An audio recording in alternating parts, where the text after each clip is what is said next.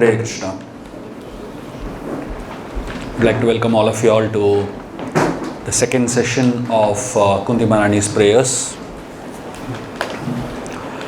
So the last time we spoke about 7 verses of Kunti Maharani's prayers, and we tried to understand the meaning of these 7 verses, as well as we try to see these verses through stories. So today we're going to continue from where we left off last time, and we will discuss the probably another 7 verses today.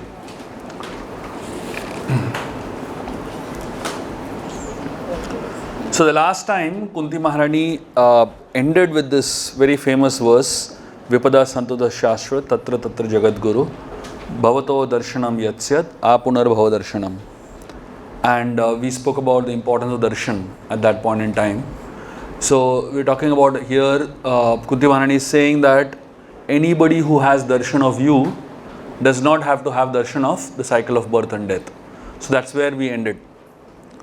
So today she is going to go further in her prayers and speak another very beautiful verse, which we will begin with. This is verse number 26. Janmaishwarya Shruta Shribir Edamana Madapuman Nevarhati Abhidhatum Vai Tvam Kinchana Gocharam. Janmaishwarya Shruta Shribir. So these are the 4 very, very powerful Edamana Madhapuman. So basically these are 4 things: respectable parentage, great opulence, high education, and bodily beauty. These 4, they are called as Edamana Madhapuman. So these 4 are things that make a person mad, potentially, right? Anyone who has a lot of wealth, who is very beautiful or handsome, anyone who is born in an aristocratic, respectable parentage, and anyone who has great education, they naturally also become very proud. And she says, Nevartati abhidhatum vai tvam akinchana gochara. So such people who think they are sophisticated, rich, well-to-do, powerful, etc., they can't approach you with sincere feelings. And only those who are akinchana gochara, they can approach you with sincere feeling. So what is the meaning of the word akinchana gochara? In fact, this word akinchana is used twice, in this verse once and even in the next verse. We'll understand what the word akinchan means a little later. But in essence, if someone has a lot of money, they won't announce it. Actually, those who have less money, they only keep showing off. You know? Those who have a lot, they don't have to announce that I have a lot, isn't it? Because it's there, isn't it? But someone who does not have wealth, in fact, when you have a lot of wealth, you want to hide it. You know, from the tax department, from this department, from the department, from all the thieves, you know. So those who have a lot, they try to hide the opulence that they have. Those who are actually in poverty, they want to show off whatever little they have. They buy a new car, they will show off to everybody, you know. See, I've got a new car, because that's the only thing they have, basically, you know. So you buy one gold jewelry that you will wear all day, all night, because that's the only thing you have, essentially.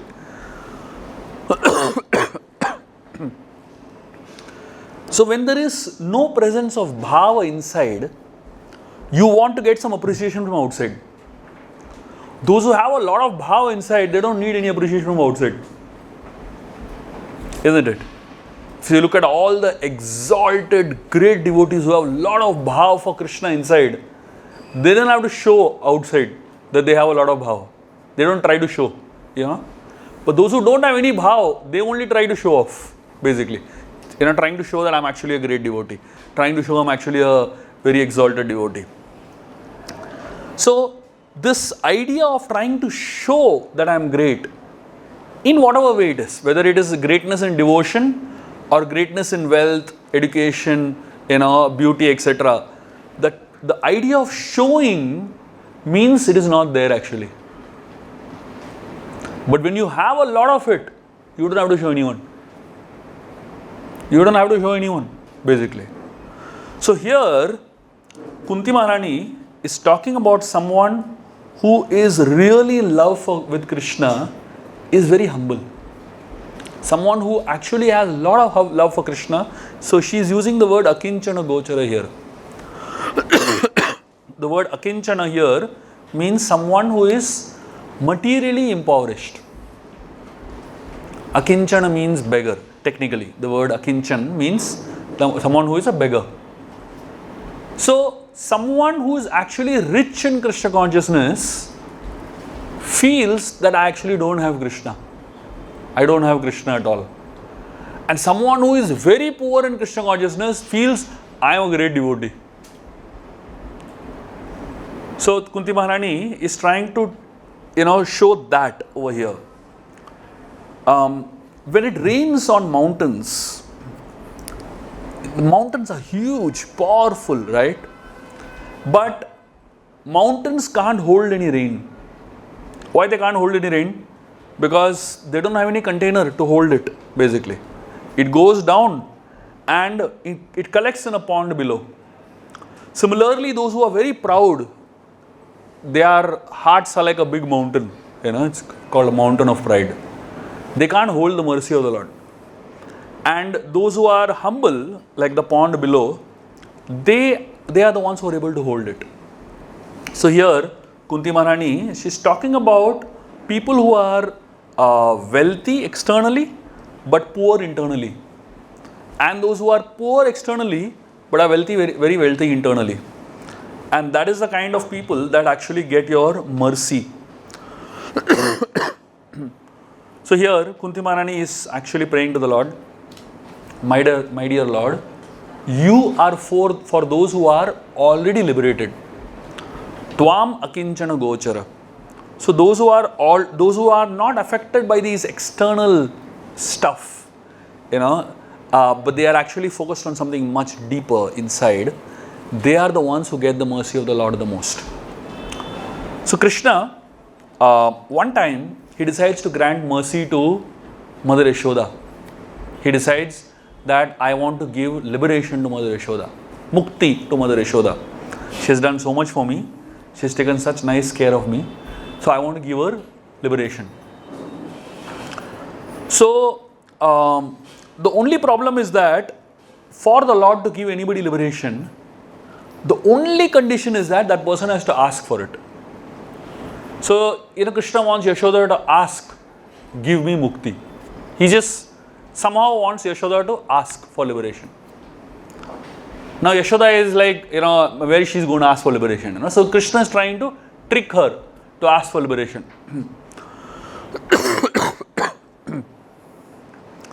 So, Krishna was waiting when Yashoda will ask for liberation. But she was not asking at all. So, one day Krishna was playing in Nanda Bhavan. As he was playing, Yashoda went to him and she told him, Krishna, why are you playing? Why don't you come and study? Why don't you come and do something serious? Krishna started asking her very innocent questions. He asked her, what will I get if I study? Mother Yashoda replied, you will get a lot of gyan if you study. You will get a lot of knowledge if you study.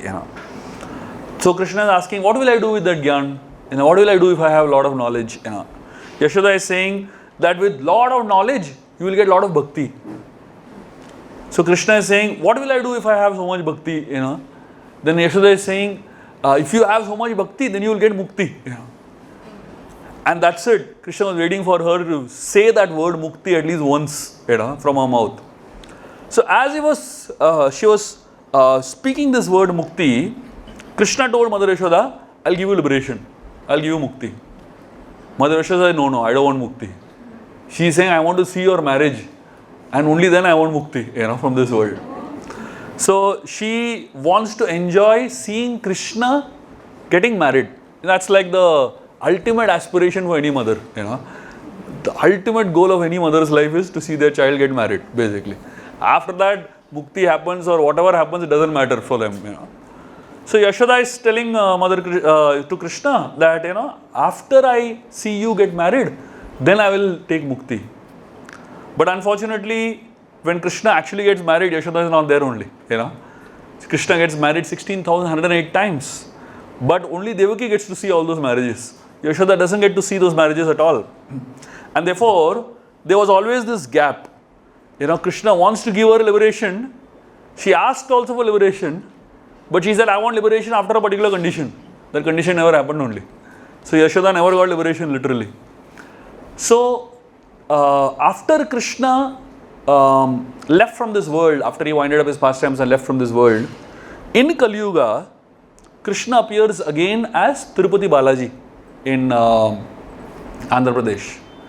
And the same Yashoda appears as Vakula Devi. And this Vakula Devi is considered to be the mother of Balaji. And it is explained, she is the one who went to to Akash Raj, who was the father of Padmavati, and did the marriage alliance between Balaji and Padmavati, basically. And eventually, because of her only, Balaji gets married to Padmavati. After the marriage of Balaji and Padmavati, then Krishna gave her liberation. So the desire that Krishna has to liberate his mother in the previous life, it gets fulfilled in the next life, in Kali Yuga. So, what does Krishna wait for? Krishna only waits for, he wants to give liberation to all of us. He wants to take all of us back to the spiritual world. That's his desire. But the only thing he waits for is, he wants us to ask him. He says, you ask. I will not give you directly. He can give directly also. But there is something called, we all have free will, right? We should want it. Only then Krishna will give it. At least open your mouth and ask once, please give me liberation. Please give me perfection of life. That's it. Krishna, it's as simple as that. But unfortunately, for someone who has a lot, they don't know how to ask. Isn't it? Those who have a lot of money, those who have a lot of knowledge, those who have a lot of opulence, they can't open their mouth and say, please give me this. Right? So therefore Kunti Maharani is saying over here, Janma Ishwarya Shuddha Shribir Edamana Madapuman. So those who are having all these four very, very opulent things, they don't have one very important thing. They are not akinchana gochara. They don't know how to become beggars. They don't know how to ask the Lord, please give me liberation. Kunti Maharani is saying, I am professional beggar. We all have been, the Pandavas and Kunti, they have been living most of their life begging only. They have been living in the forest, they have been living in the, in villages, and they just live by begging only. So for her to ask Krishna for liberation, ask Krishna for anything is not a big deal. But for those who are very, very opulent, those who think they are very smart, in Bombay language you call them shana, like over smart guys, they are the ones who cannot ask. And because they cannot ask, they don't get only. So it's not that Krishna doesn't want to give. Krishna wants to give. It's just that he is waiting for us to ask. So now, just now she has said that Krishna is meant for those who are already liberated. Liberated from what? Liberated from the wrong mindsets. Liberated from the wrong kind of understanding of life. And Krishna, so she's saying that Krishna can be easily approached by those who are akinchana, those who are poor people. Poor from an external point of view, but rich from an internal point of view. Now, in the next verse, she is actually going to tell us what is the greatest wealth you can have in this world. So she said just now in the previous verse, what is not the greatest wealth? She's saying Janma Ishwar Shuddha Shribi, these are not the greatest wealth. Now she's going to tell What is the greatest wealth? Namo kinchana vittaya nivritta gunavrittaye atmaramaya shantaya kaivalya pataye namaha. So she's saying, my obeisance unto you who are property of the materially impoverished. You have nothing to do with actions and reactions of the material modes of nature. You are self-satisfied, and therefore you are the most gentle and the master of the monas. So if you remember, I had mentioned that the word akinchana is used in both the verses. The previous verse also akinchana is used, and in the next verse, in this verse also akinchana is used. So what does the word akinchana mean? The word akinchana technically means this: how much ever I have, I don't own anything. That's what the word akinchana means. How much ever I have, I technically don't own anything. That's the meaning of the word akinchana. Because I offer whatever I have back to you. The word vittaya means wealth. So Kunti is saying, Krishna is the wealth of those who are in this mood. So Krishna is the property of those who actually possess nothing. If you possess something, you don't possess Krishna. And if you possess nothing, you possess Krishna. And if you possess Krishna, you possess everything, technically. So the word Kaivalya Pataye means Krishna is the master of those who are one-pointed. Let me tell you all a very beautiful story to help us understand this concept of how Krishna is the master of those who possess nothing. Many years back, there was a person who was known as Kuresh. Kura Isha. He was the king of a village named Kura. And he was like extremely rich. And he was a small king, born in a very aristocratic family. And he had a huge amount of wealth. One time, the Supreme Lord Varadaraj, who was he is considered to be the king of Kanchipuram. He's like the god of Kanchipuram. He and his wife, Lakshmi Devi and Varadaraj, they are having a discussion with each other. And while they were having a discussion, Lakshmi Devi heard a huge sound. So she asked Varadaraj, what is this sound coming? Varadaraj said, this is the sound of the door of Kuresh's house getting shut after giving charity all day long. So Kuresh gives charity from morning to evening, and after he finishes giving charity, he closes his door. The sound of that door getting closed was heard by Lakshmi Devi, and she was amazed. What an amazing person!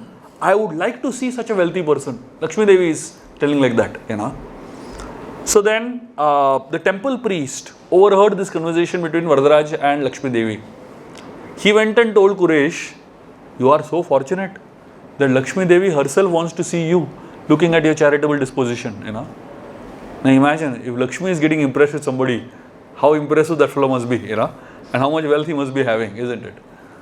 So Lakshmi Devi, when she said this Kuresh heard this from this priest, he felt so bad. He went and told his wife, how unfortunate I am. The Lord should be actually thinking about me and wanting to see me because of my devotion. But Lakshmi Devi here is wanting to see me because of my material opulence. Is this the qualification? Is this the reason the Lord wants to see me and Lakshmi Devi wants to see me? He said, I don't want such qualification at all. And that night he decided to give away all his wealth and go to the forest and live without any money. Imagine. I don't know if any of us would have the guts to think in that direction. First of all, the Lord seeing us for any reason is great. At least the Lord is thinking of us, seeing us. Quresh is feeling disappointed. He is saying, this is not the reason why the Lord and his, and his divine consort should look at me. I don't want to be seen because of that. I want to be seen because of my devotion. And the very next day, Quresh and his wife gave away all their wealth in charity. And they walked out of their house, walked out of their palace with nothing with them. And then Quresh and his wife, they were passing through a forest on their way from Kanchipuram towards Srirangam. And in those days, there were no buses, trains and all. So they had to walk through the forest basically. And as they were walking through the forest, Quresh noticed that his wife was a little scared. She was a little fearful of the forest and the dark atmosphere. Quresh asked her, only if you have money, you will be scared. If you don't have money, what is there to get scared? I mean, isn't it? If you don't have anything, why will you even lock your doors? You don't have to lock anything. But if you have something, you have to lock a lot of stuff, isn't it? So Quresh asked her, do you have something because of which you are feeling fear? She said, you are used to eating in plate made of gold. I am only carrying one plate to feed you because I don't want you to be eating from, normal plates or leaves in Srirangam. So he said, I'm just carrying this one plate to feed you. He said, give me that plate. He took it and threw it. And he said, now we have no reason to fear. We are totally dependent on Krishna. Now we have nothing to fear because we have nothing, Actually, Quresh and his wife, they walked to Srirangam with literally nothing. And Quresh, so they were living in the village of Srirangam, begging from house to house with literally, only getting food that meets their day's needs. One day, his wife asked him a question. This is like after many, many weeks and months of them spending without any money, without any sort of opulence. She asked him, do you regret being such a wealthy person, now you are having nothing? Do you have any kind of regret? She asked him. Quresh said, now only I have become wealthy.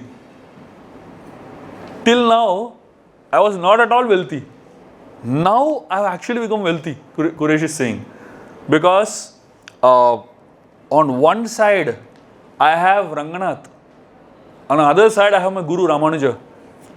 And somebody who has both these things in his life, that person doesn't need more wealth. I am having the greatest wealth in my life. And so Quresh told her, wealth means it should give you happiness. Ideally, wealth should give you happiness. Anybody who has money, is he happy?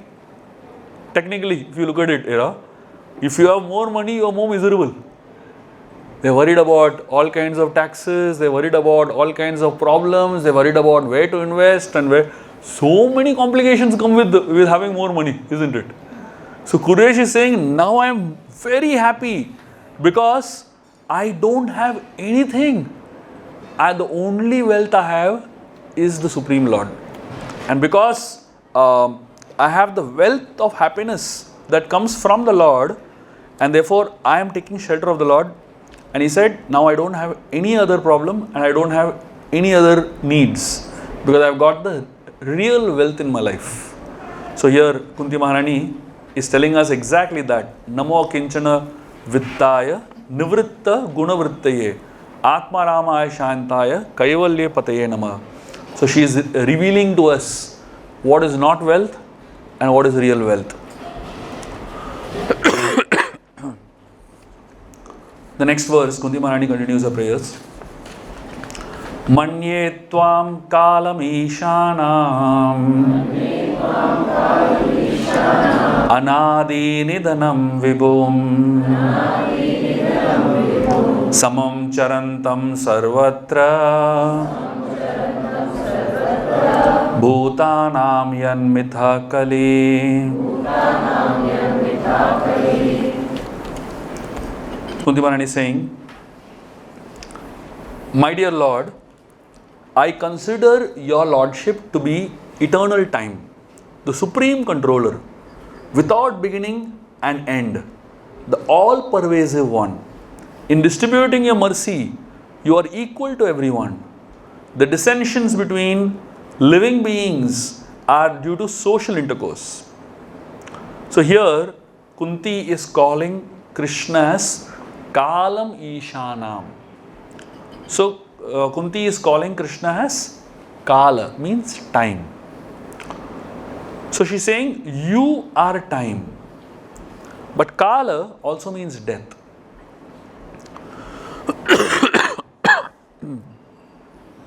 So Baldev Vidyabhushan, in his commentary to this particular verse, he says, Kala means he who can destroy demons to protect his devotees. The word Kala can be seen or interpreted in many ways. So I'm going to tell you all two stories to explain this word Kala and how Krishna is Kala or time personified. So there was a very exalted devotee whose name was Nadadur Ammal. Nadadur Ammal. He lived in a place known as Kumbakonam in Tamil Nadu for some time. So while Nadadur Ammal, he was there in Kumbakonam, there was a person whose name was Kandalan. He was caught by a ghost. Now, caught by a ghost means he was behaving very strangely, basically. So everybody thought that he is caught by a ghost. It could be some psychiatric issues or it could be anything, basically. But he was behaving very strangely and nobody knew what to do with him, basically. So they finally got him to Nadadur Ammal and they told him, please, remove this ghost from him.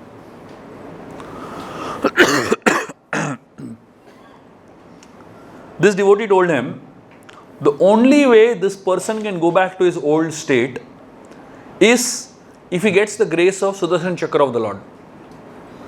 The Sudarshan Chakra of the Lord. Only Sudarshan has the ability to turn Kala Chakra. So he took this person to the temple of Chakrapani. So in Kumbakonam, there is a temple of Lord Vishnu who is known as Chakrapani.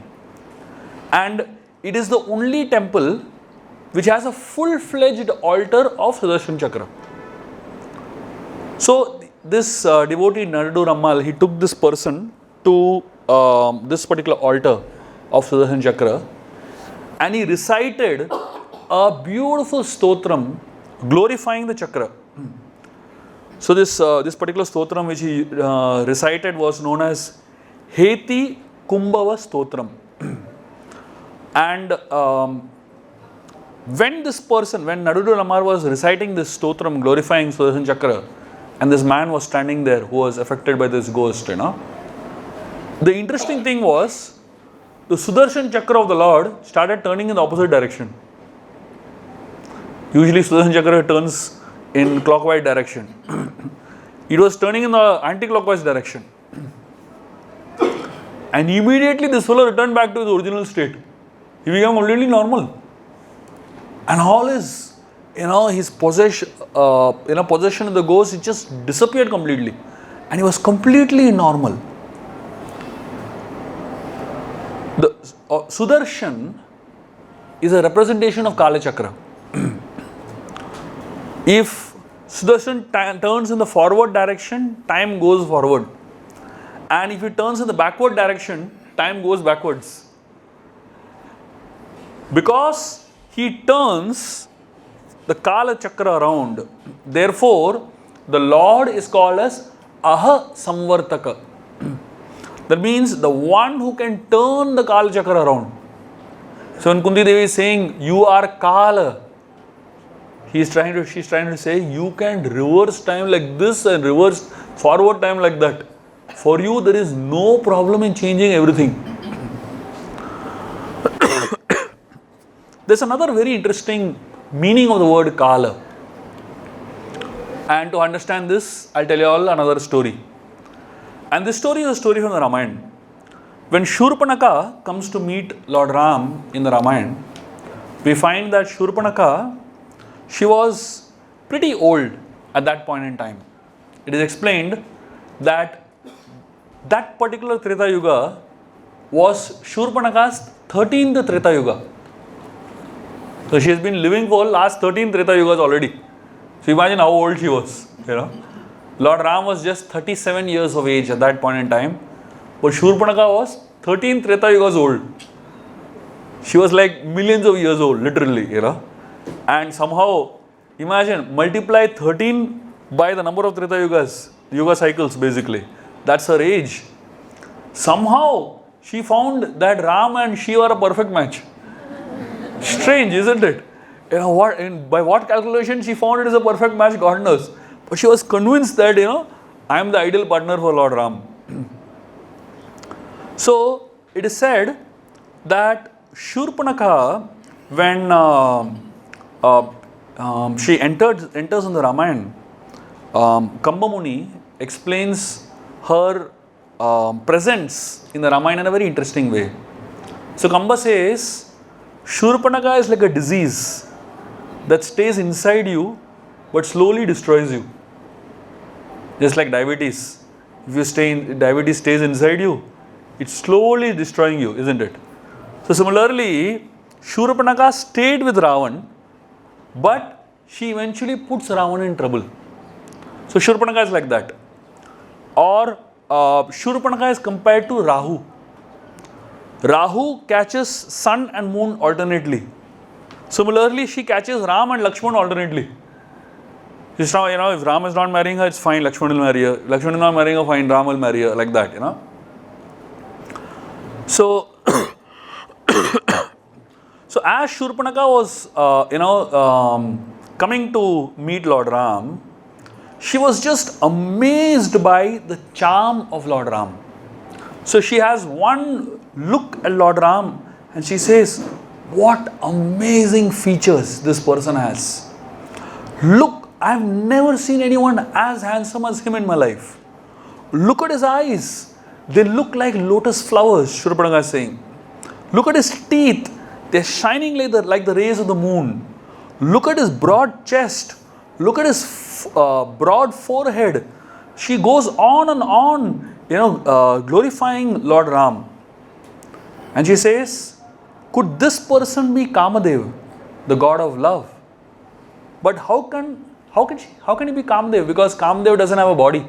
Lord Shiva burned the body of Kamadev.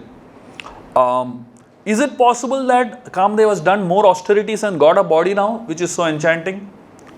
Or is this the king of demigods, Indra, who is very charming, the whole world knows? But Indra has 1,000 eyes all over his body, but he only has 2 eyes. It can't be Indra. Is this Lord Shiva himself? But Lord Shiva has 3 eyes. He only has 2 eyes. Or is this Lord Vishnu himself? But Lord Vishnu has 4 hands. So like this, she is, appreciating the beauty of Lord Ram. She's just going so fascinated by the beauty of Lord Ram. And Kamba explains that Shurpanaka, she is so mesmerized by the beauty of Lord Ram that she starts composing poetry. Even a demon like Shurpanaka, he is, composing poetry. So she says, the earth got ecstatic symptoms because Ram is walking on it. And the proof that earth has got ecstatic symptoms is the grass. You see all the grass on the earth, they're standing like hair on end. When you feel romancha, you feel the hair stands on end. So like that, all the grass is standing, which means the earth is feeling ecstatic at the touch of Lord Ram's feet. Like this, she was, glorifying Ram like anything. The word Kalaha means many things. One of the meaning of the word Kalaha is that who pulls is known as Kalaha. So he is called Kalaha because he pulls others towards himself with his good qualities. And therefore, it is said that Shurpanaka, she was so mesmerized by Lord Ram that she got attracted to Lord Ram. And in her next life, when Shurpanaka dies in this life and she is born in her next life, it is said she is born as a Deva Devi. she gets association of a great devotee and eventually she perfects her life. So, Kalaha means the one who pulls everyone towards himself. That's the way the Lord is. Even if someone goes to the Lord with wrong intentions, He pulls that person towards Himself, and that person's intentions gets purified, and that person actually attains the perfection of his life. And therefore, when Kunti Maharani is saying, Manye Tvam Kalam Ishanam, one of the things she is trying to tell is that, my dear Lord, you are Kala. You can pull everyone towards yourself. You are Kala. You can reverse the chakra, or you can forward the chakra. You can do anything with time. And therefore, so she's trying to take shelter of the Lord, who is completely in control of the past, present and future. The next verse, Kunti Maharani, the meter of this verse changes, and there is a very interesting reason why the meters are changing now. We will see that in some time. Naveda kaschid bhagavan chikirsitam taveha manasya nrinam vidambanam na yasya kaschid dayitosti karhichid dvesyascha yasmin vishamamatir nrinam.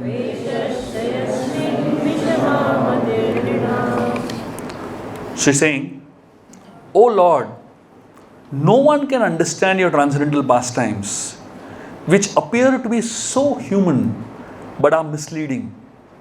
You have no specific object of favor, nor do you have any object of envy.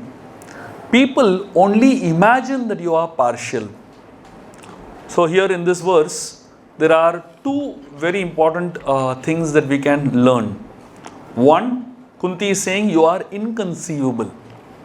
So Krishna, so basically the point she is trying to make is that it is not easy to understand you. You appear to be a normal human being, but people shouldn't be misled thinking that you are actually a normal human being. You are something else. You are something totally different. So, to understand this inconceivability of the Lord, there's a very beautiful story. One time, when Krishna was living in Mathura, Mathura was attacked by different demons. And one of the demons that attacked Mathura was known as Kalayavan. So, Kalayavan attacked from one side and Jarasandha attacked from the other side. So, Krishna realized that these demons are going to keep coming and troubling the Mathuravasis. So he decided that forget these demons, let me just take the Mathuravasis to a safe place so that they can continue their life peacefully. Keeping that in mind, he invited Vishwakarma and he invited Garuda. He told both of them that I want to create a different city where I want to transfer all the people of Mathura to. And he called the ocean god. And he told the ocean god to go back by 25,000 yards. So the ocean moved backwards by 25,000 yards and created an island known as Dwaraka. And he told Vishwakarma, I want you to do excellent town planning. Create a blueprint of the most majestic city possible with the most opulent palaces and most opulent roads, etc. And Vishwakarma worked very, very hard and created a blueprint. The most excellent blueprint possible. He showed it to Krishna. Krishna loved it. Vishwakarma and Garuda, both of them worked on this project. They spent many, many hours working on this. And both of them got tired. After creating this perfect blueprint, both went to sleep. When they went to sleep, in the dream, both of them had the exact same dream. And both of them in their dream, they saw a small boy walking towards them and asking them, do you know the address of the city center of Dwarka. They said, first of all, we have not even built the city. We only did the planning till now, and you're asking for city center. They said, go back, come back when the city is ready. The boy kept asking them, no, tell me where the city center, tell me.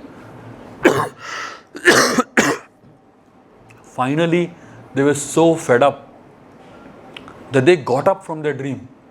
Because this boy was troubling them again and again and again. When they got up from the middle of the dream, they were shocked to see they were in the middle of a massive, bustling city. People were walking all over, the palaces were there, built, and all the palaces occupied already. Everything was packed as per the plan. Both of them were totally bewildered. They just made the plan and went to sleep. And when they get up, city is ready. Not only city is ready, people are shifted also. They shifted, the daily business in the city is already started. Everything is on as if it was already always existing. They started roaming around, and finally they saw a place that was named city center. And when they reached that place, this little boy was standing there, and he asked him, I was asking for this place only, And that's when the two of them understood that this boy is Krishna only. And both of them fell at the feet of Krishna. And at that time, Garuda fell at the feet of Krishna and he said, Manave Namaha. So this Vishwakarma was standing there. He asked him, what are you saying, Manave Namaha? His name is Krishna Namaha, you should say. What is this Manave Namaha you are telling? So then Garuda explains, the word Manave, the word Manu means the one who has a very strong desire. And so that means, how does the Lord create? The Lord creates simply by sankalpa, simply by desiring to create. So when Krishna desires that Dwarka city be created, that's it. The city gets created and he desires that all the residents of Mathura should be shifted to the city. That's it. The entire shifting process happens, So the idea over here is that Kunti Maharani, when she is trying to explain to us that you are inconceivable, what does it mean? It actually means that normal human beings like us, we cannot conceive what the Lord wants. Our sankalpa and the Lord's sankalpa are very different, isn't it? We are also called Manushya. We also call from the word Manu only, we also get our names, right? But do you think our sankalpa is strong? I want to get up in the morning. And you go to sleep. Next morning, surely you won't get up. How much ever alarms you put, how much ever sankalpa you make, how many ever New Year resolutions you make, nothing happens as per our desire, isn't it? But when the Lord desires, it happens, and it happens in inconceivable ways. And therefore the Lord is something else. The Lord is something that is a person that you can't understand, you can't put in a box, you can't try to explain logically. How do you understand that you create a blueprint and that same blueprint gets executed by the next morning? It's not logically possible, isn't it? And that is why Kunti Maharani is saying you are inconceivable to the Lord. And then in the same verse, Kunti is also bringing out another quality of the Lord, which is you are impartial. Usually, someone who is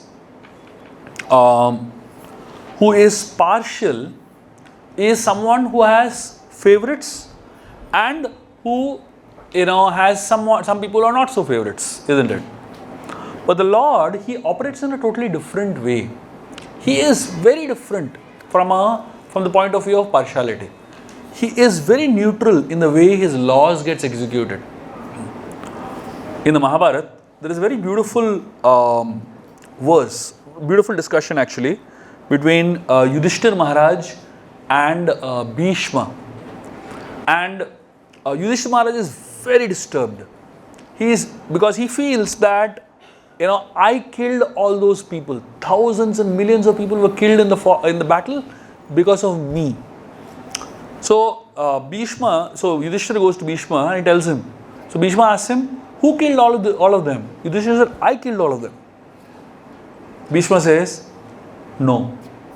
Let me tell you a story. And Bhishma tells him a fantastic story about an old lady and a snake. Bhishma tells in this story that there was an old lady whose name was Gautami. And this Gautami, she had a young son. And one day she saw that her young son was bitten by a snake. And because he had been bitten by a snake, the son was lying unconscious, like almost on the verge of dying. When this Gautami lady, she was crying bitterly from the loss of her son. At that time, a hunter whose name was Arjunaka, he comes there, ties up that snake with a noose and brings that snake to Gautami. And he tells her, this is the snake that killed your son. Now, tell me, how should I kill this snake? Should I throw him in the fire? Should I cut him into pieces? And this snake does not deserve to live. Gautami tells this man, Arjunaka, she tells him, just let the snake go. Let him go. He does not deserve to be killed by you. So she says that, why should I create more sin for myself by killing the snake? So she says, will killing the snake bring back my son to life? If the snake dies, what benefit will I get? The hunter says, you have no idea what is good and bad. So he says that if the snake is killed, only then you will be able to get rid of your grief. Gautami says, I don't have any grief only. I don't have any grief in my heart. Let go of the snake. The hunter said, not at all. This snake is the one who has caused the death of your son. Till I kill this snake, I am not going from here. So then, Gautami says, oh hunter, my son has died at a young age. And if this snake is killed, how is it going to benefit my son? Please leave this snake. So this hunter starts giving her philosophy. And he tells her, this snake has killed your son. If you let go of this snake will go and kill so many other children. So he says, it's only justice that we kill this snake. So now the snake is, in hanging in between, basically. He is looking at this conversation happening over his life, whether you should kill him or not kill him. Gautami is telling, don't kill him. The hunter is saying, we have to kill him. The snake, in the end, he only decides to speak. He says, better I defend myself. So the snake says, oh Arjunaka, what you are saying is wrong. What is my fault over here? The snake starts asking the hunter. He is saying, I am not acting independently. I am without any self-control. It is Mrityu who impelled me to go and kill this boy. I bit this boy not out of anger, not out of any desire. If there is anybody's fault over here, it is Mrityu who should be killed, who is at fault. The hunter said, see, you are transferring your fault to your mistake to somebody else. He said, it may be Mrityu's mistake, but you are also responsible partially. So I am going to punish both of you all. I will punish you also, I will punish Mrityu also. So then the snake starts telling some philosophy. He starts saying that, when a potter is trying to make a pot, there are many things that are helpful to make a pot by a potter, right? There is a potter's wheel, there is a stick, there is there's clay. There are so many things that are responsible for a pot being made. So he says, you can't only say the pot maker is responsible. There are other things that are also responsible for the pot being made. So the hunter says, whatever it is, you are also at fault. Therefore, you will also be punished. You can't go. Stay here. So then, Mrityu, he observes this discussion between the hunter and the snake. Mrityu comes over there, death personified. And he says, actually, I am also not at fault. Because both of us don't act by our free will. We are both under the control of Kala, time factor. And we only do what Kala tells us to do. If you actually have to find somebody's mistake, it is Kala who is responsible for the death of this boy. So Hunter says, I will punish all three of you all. Kala also get over here, Mrityu also, and the snake also. So all three are standing over there. Mrityu is standing, Kala is standing, the snake is standing. And the Kala says, see, I am actually not at fault also. I don't act independently, Kala is telling. Neither Mrityu is at fault, nor the snake is at fault. We are not the originators of the fault. The originator is the karma of this child. Some karma this child has done, because of which he gets what he is getting. We are only instruments of conveying that karma. So actually, if you want to blame somebody, you blame the karma of this child. And then the hunter is totally bewildered now. He doesn't understand whom to blame, Mrityu is standing over there, Kala is standing over there, snake is standing over there, and all three are saying we are not at fault. And in the middle of all this, Gautami, she speaks up. And she says, all three of them are right. Ultimately, the one that is responsible is my son himself and his own karma. I don't want to blame anybody else for what he is going through. I don't want to blame anyone else for what he has faced. And he's saying, my karma also is responsible over here, because of which I am losing a young son, and because of which I am suffering the death of a young son. So she says, I forgive all of them and I don't want to blame any one of them. The understanding that we get over here is that many times when we go through difficult situations in our lives, when we go through pain in our life, when we go through difficulties in our life, we are trying to blame somebody for it, right? We're trying to blame, God, we're trying to blame some human being, we're trying to blame the government, we're trying to blame someone or the other, isn't it? Because it takes a lot of substance to say I am at fault. It takes a lot of guts to say that I am only suffering my own karma. It is not easy to say like that. And it is not easy to accept, because blaming somebody else does not take substance. Blaming somebody else does not take guts. Blaming somebody else is very easy to do. But accepting the responsibility for what I am going through in my life is not at all easy. Accepting my faults is not at all easy. Saying that I am suffering the result of my own karma, it is very, very difficult. And therefore Kunti Maharani is telling over here, oh Krishna, you are impartial. What does it mean? Heat and shadow, they go together. They always go together. Similarly, karma and karta always go together. Everyone lives according to their own karma. From my effort, I can't save myself. But the moment I surrender myself to the Lord, all good things happen to us.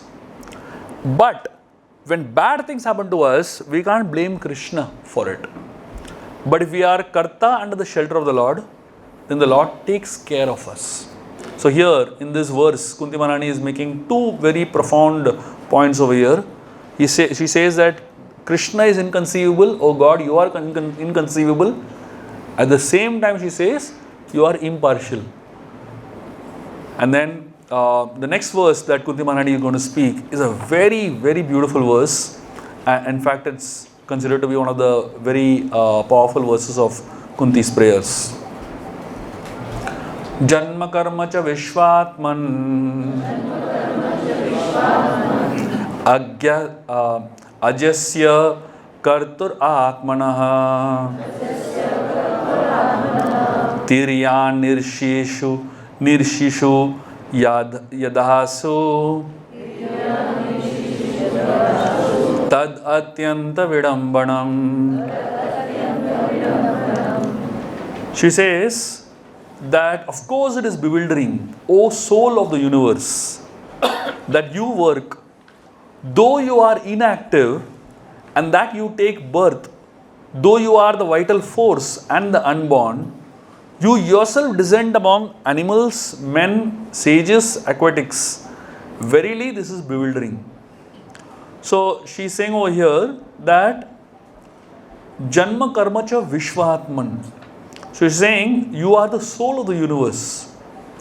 And so, here the word Ajasya means the one who is unborn.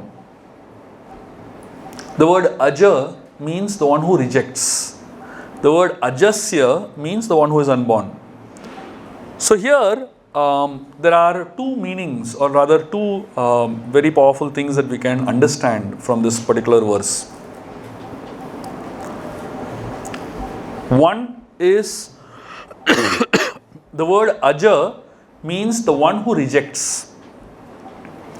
Janma karma cha me Vishvatman na ajasyas kartur atmanaha. So, what is the meaning of the word Aja? Here it means one who rejects. What is the meaning of the one who rejects? It means that someone who rejects all wrong proposals and accepts the right proposals. That is one of the meanings of the word Aja given by Baldev Vidyabhushan. So, to help us understand this, I am going to share two very interesting stories. So, when Lord Ram is in Southern Ocean, at that point in time, Vibhishan comes to meet Lord Ram. So, when Vibhishan comes to meet Lord Ram, Vibhishan is coming to take shelter of Lord Ram. And Vibhishan, his hands are folded, and he comes to take shelter of Lord Ram. So, Ram at that point in time, he asks all the Vanaras for proposals. So, he tells all the Vanaras, please tell me, what should I do? Should I accept him? Should I not accept him? What exactly should I do? So, all the different Vanaras give their own proposals. What should be done with Vibhishan? Sugriv tells, this fellow is a brother, he has rejected his own brother. He has abandoned his own brother. What is the guarantee he will be loyal to us? So, Sugriv says we should kill him. And then another Vanara says, actually, he might be very useful to us. Let us first test him. Another Vanara says, it is very difficult to test him in small circumstances. Therefore, let us ask him questions. If you ask him tough questions, then you will be able to catch him. So, like this, each one of them is giving different proposals. Then Hanumanji says, actually, he is a good person because he saved my life. And he wants his brother's kingdom. So, we should help him, and therefore he will help us. So, Ram is hearing all these proposals, one after another, one after another, one after another. And finally, he tells all of them, should I tell you what my thoughts are? And then I said, yeah, please. All the Vanaras said, please Lord, tell us what your thoughts are. And at that time, Lord Ram says, I reject all your proposals. He tells them, I reject all your proposals. And he says, the one who surrenders to me, I accept that person. That's all. So, what did Ram reject here? He rejected all those proposals that told him to reject Vibhishan. If anybody gives Ram proposal, don't accept this person. Don't accept the surrender of this person. Ram will reject that. Therefore, he is known as Aja, the one who rejects. What does he reject? He rejects all those proposals that are telling him not to accept the shelter of someone who is surrendering to him. So, when someone takes shelter of Lord Ram, that Ram becomes so grateful to that person. That's all. He doesn't care whether the person is qualified. He doesn't care whether the person is unqualified. He doesn't care what that person's intentions are. The moment that person comes to him, that's it. When Vibhishan comes to Lord Ram, his hands are folded like this. Sugriv looks at Vibhishan And he tells all the Vanaras, this fellow has got a deadly weapon. The Vanaras are bewildered. They're saying, what weapon is this so deadly you're talking about? Sugriva says, look at his folded hands. His folded hands are the most deadliest weapons. Because when someone comes in front of the Lord with folded hands, that's all. He conquers the Lord completely. In front of folded hands, the Lord can't do anything. So whenever you go in front of the Lord, you fold your hands.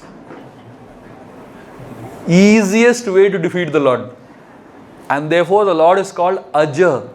That means he rejects all those proposals that suggest to him, don't accept this fellow. And that is one of the meanings of the word Aja over here in this particular verse of Kunti Maharani. And the next meaning of the word of this particular verse is, Kunti is saying that you are unborn. So what is the meaning of this word, you are unborn? To understand this word, you are unborn, I need to tell you all some very technical stuff. But it's very interesting if you understand this nicely, because it will give us the secret of how we can also become unborn. When we are all born, when we are all in our mother's womb, most of us, all of us in fact, we recollect our previous birth. When we are in the mother's womb, there's like a reorientation going on, reorientation program. So we are recollecting our previous birth and all the wrong that we have done in our previous birth. And we very sincerely repent for our past misdeeds. And we are praying to the Lord and promising to the Lord that when we come out, we'll be very sincere servants. But when the baby comes out from his mother's womb, it is said that there's a particular type of gas that attacks you the moment you are born. This gas, it is a particular type of gas which is known as shutter. And the moment this gas catches you, you completely forget your identity. We can call this gas as Maya, whatever you want to call it. But the Shastras say there is a gas called shutter that attacks you the moment you're born. And that is that gas that completely changes your temperament from what you were inside the womb of the mother. Very prayerful devotee, very repentful devotee, very sincere devotee. And the moment you come out, you become this completely demoniac guy who is wanting to be celebrated happy birthday, and who wants gifts, who wants all kinds of opulences, who wants to be pampered, So imagine there's a difference between being inside the womb of the mother and being such a sincere devotee, wanting to take shelter of the Lord. And as soon as you come out, you want to become a pampered devotee. And you want to, be glorified. You want to be treated like a king or a queen, You want to be really feeling special, etc. The baby forgets all his resolutions and starts crying under the influence of the shutter gas. And the crying of the baby is known as kwa, kwa. It means, where am I? Where am I? This baby is asking a philosophical question actually, Where am I? Kwa, kwa. And most of us, we remain in the clutches of shutter for the rest of our life. But there are some great souls who get born from the womb of their mother. They act very different. And there was one particular Acharya, it is said that this Acharya's name was Nammalvar. The moment he took birth and this shutter gas tried to attack him, he stared so badly at the shutter gas that the shutter gas started trembling. And because he got so angry at the shutter gas and that shutter gas started trembling, he is known as Shuttakopan. That means the one seeing whom shutter gets scared, and the one who was angry on shutter. And he kicked the shutter gas. And when he kicked the shutter gas, he got the name Shattari, the one who kicks the shutter gas. And therefore, when we go to the temple and we put the Shatari of the Lord on our head, it is actually to remove that gas. We are all under the influence of the gas too much. Therefore, we can't think normal. We can't think straight, And therefore, we need the feet of the Lord to kick our head. And that's when that slowly the influence of the Shata gas goes away. And that therefore, the Lord is known as Shatari. And the lotus feet of the Lord is put on that, on the Shatari. But these great devotees of the Lord who are born, they're born very special because they are not under the influence of this Shata gas. And because they are not under the influence of the Shata gas, so this baby when he was born, this Nammalvar, he was born, he kicked the Shata gas, and it is said that he was born still. He was not moving, he was not talking, he was not, absolutely still he was. So his parents didn't know what to do. So they, they just left the baby in a temple, in an abandoned temple, and they went away. This little baby, for 10 days, he remained in one place, one position, without moving at all. After 10 days, he got up, walked towards the tamarind tree, sat down and started doing tapasya. From the 10th day of his life, he started doing tapasya. And he sat there for the next 16 years. Sat in one place for the next 16 years, meditating on the Lord, till one person came, and saw him. This person who met him became his disciple, basically. And when Nammalvar saw this person, he actually recited all the Vedas straight to this person, to this disciple. So Nammalvar, he did not eat, he did not drink for 16 years. Absolutely no eating, no drinking. Now you might say, how was he alive? Because he was eating and drinking at a different level. He was enjoying the form of Krishna.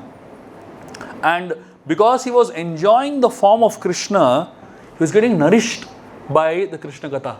That he was, enjoying the Krishna Nam and Krishna Katha.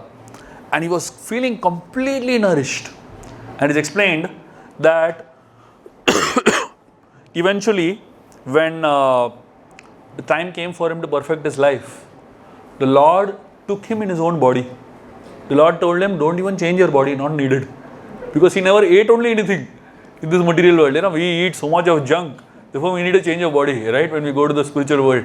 Because this body is too dirty for entering the spiritual world.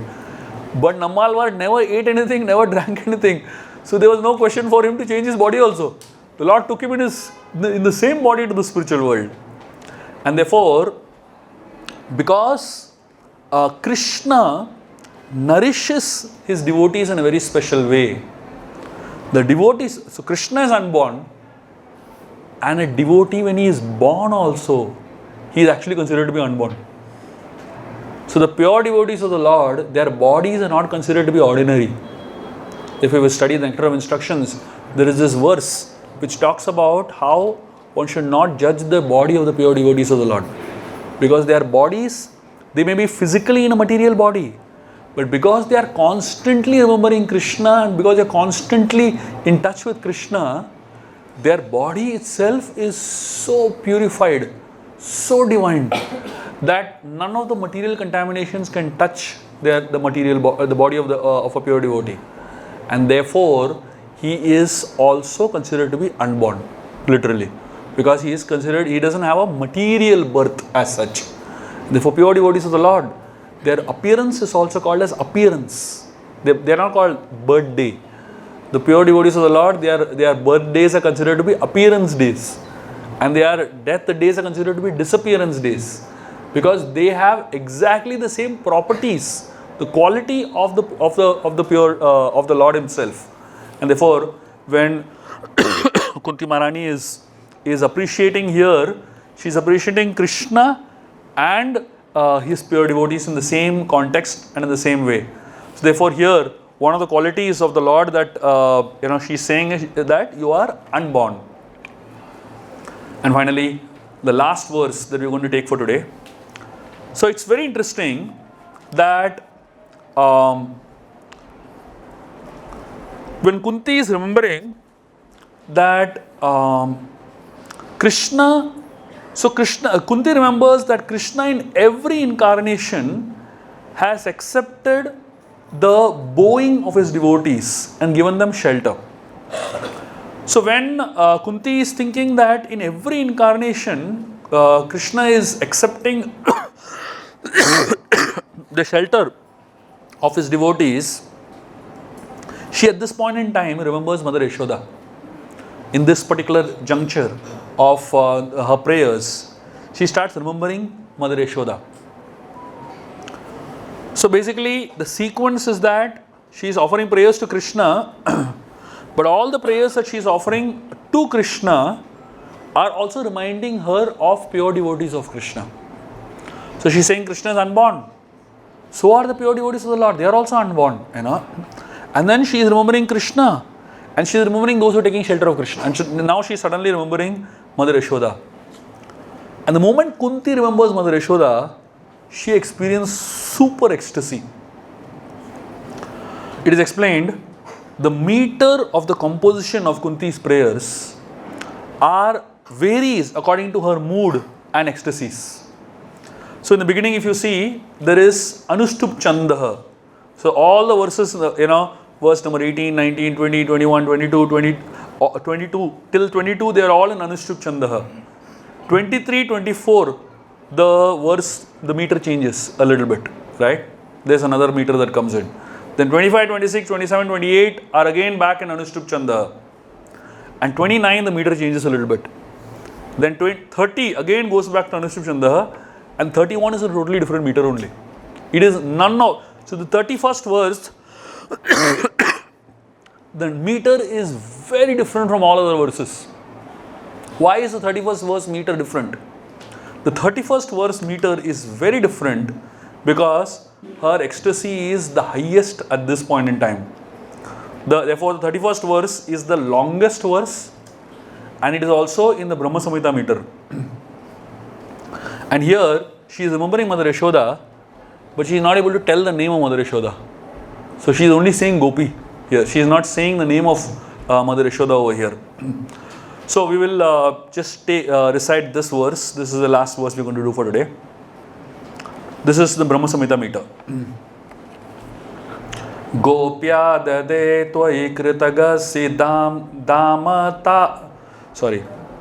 Gopya dade tvai kritagasi damatavad. Dade tvai kritagasi damatavad. Yate dashrashu Kali Anjana Sambramaksham. Kali Anjana Sambramaksham.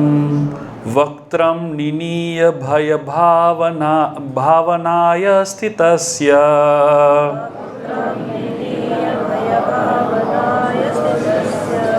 Samam Vimohyati Bhir Apiyad Bibeti.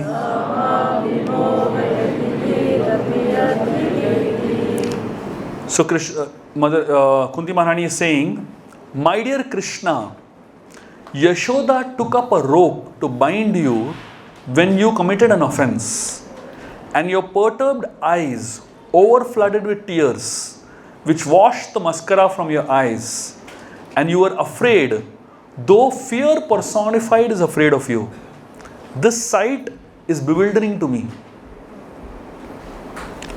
Now here, why is Kunti speaking about this verse in the middle of her prayers? You know why? Because during Damodara Leela, Diwali day, Damodara Leela when it happened, Kunti was in Vrindavan. And Kunti saw Damodara Leela with her own eyes. This is one of the only pastimes of Krishna she witnessed with her own eyes. And therefore she is saying over here, if you see here, this sight is bewildering to me. She is saying, the verse concludes with that. This sight is bewildering to me means what? She actually saw it. She was in Nanda Bhavan that day morning. She was in the house of Yashoda. And she actually saw Krishna running, and Yashoda chasing Krishna. And therefore, when she is speaking this particular verse, her ecstasy is in its highest. She is remembering the pastime of Krishna running away from her mother. And the point is, why is this Leela, why is Damodar Leela so special that Kunti mentions it in her prayers? And this is the only pastime of Krishna that she is mentioning in her prayers. Childhood pastime of Krishna she is mentioning in her prayers. It is explained, Damodar Leela is very special for many reasons. One of the reasons for which this particular Leela is very special is because it is said that a honeybee is so powerful that it can actually penetrate wood also. It has that kind of power. It can, if you agitate a honeybee, it can kill you literally. That's the power the honeybee has. If the honeybee gets really agitated. So therefore, you should never agitate a honeybee, because it can actually penetrate through wood also. But that same honeybee, when it lands on a flower, on a lotus flower, and it starts drinking the honey, the nectar from the lotus flower, it becomes so intoxicated that when the sun sets, the lotus flower starts closing. And the honeybee is inside the lotus flower, sucking the honey, and it completely forgets that the flower is closing up. And when it closes, now what is the big deal for the honeybee to break open the flower and come out? The flower is so soft, isn't it? But the honeybee never does that. In fact, it dies inside the flower only. Because it is so intoxicated. So it loses its power to cut through the flower. Similarly, when demons like Shishupal, Kamsa, Tantavakra, these powerful type of demons, when they agitate the Lord, they attack the Lord can cut through wood, kill all these demons and come out, right? I mean, Jarasandha attacked with 23 Akshayani Sena, one Krishna destroyed all of them and came out, right? But when he lands at the lotus flower of Mother Yashoda's heart, and she's trying to tie him up, it is like that lotus flower, closing him. He loses all the power to cut through the lobes and allows himself to be tied up. There were 3 people that tried to tie up Krishna in his life. One was Mother Yashoda here. Second was Duryodhan when he went for that Asat Sabha, in the Virat kingdom. And then Jarasandha tried to tie up Krishna.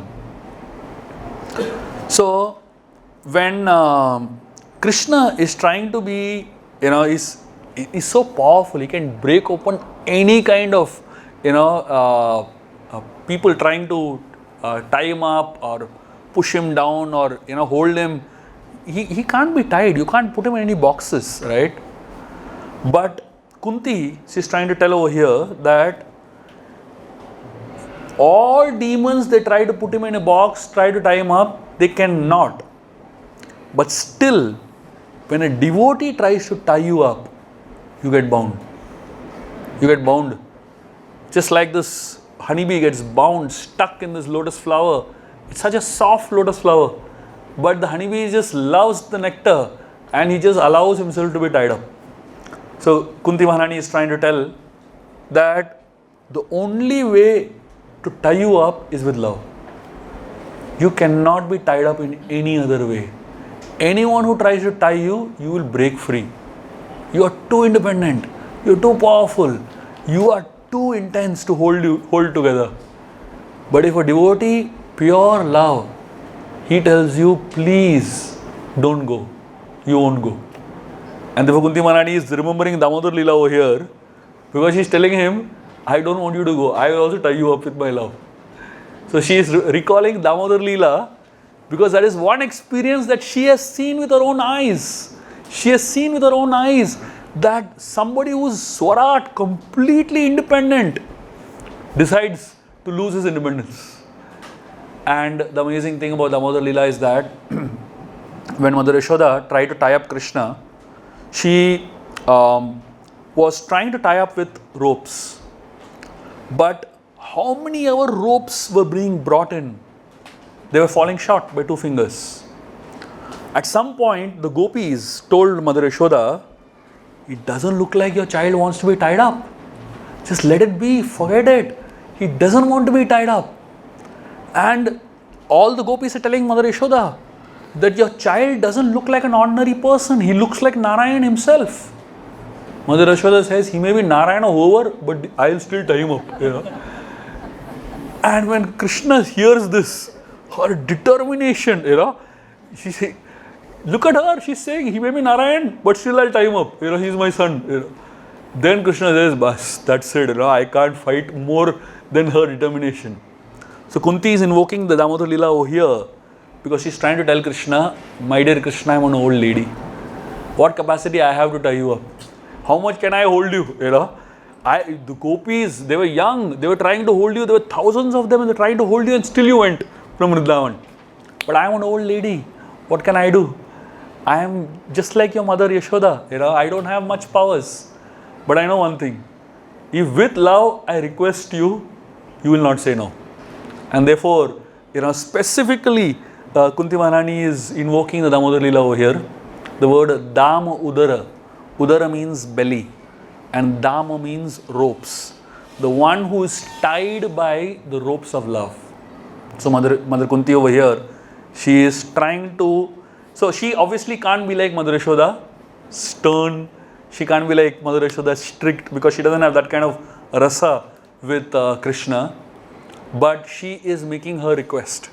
And in her own motherly way, she's telling, I'm sure that you will also be agreed to be tied up. So with this, we come to the conclusion of today's prayers.